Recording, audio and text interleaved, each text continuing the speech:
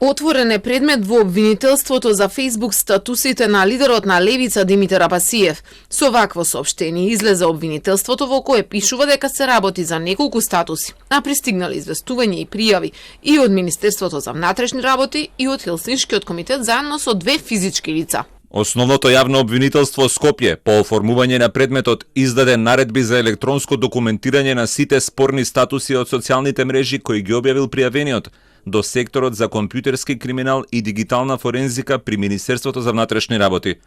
Воедно, во насока на утврдување на фактите, надлежниот јавен обвинител го повика пријавеното лице да даде исказ во обвинителството. Ноќта додека се броеја гласовите, Апасиев објави статус на Facebook кој предизвика лавина реакции.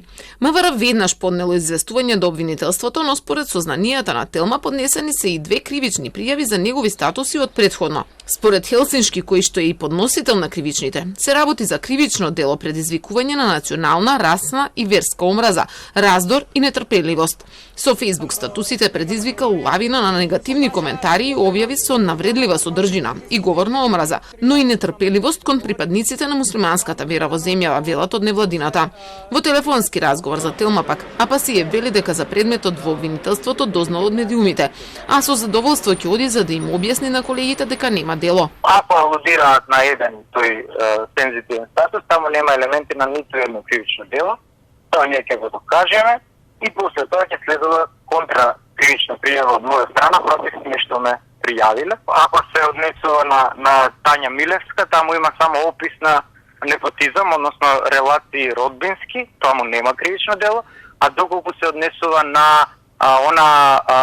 Мерсиха, таму има одговор на клевета и тоа не спаѓа во кривично дело, туку влегува во граѓанска одговорност, така што за тоа треба приватна тужба, а не кривична пријава.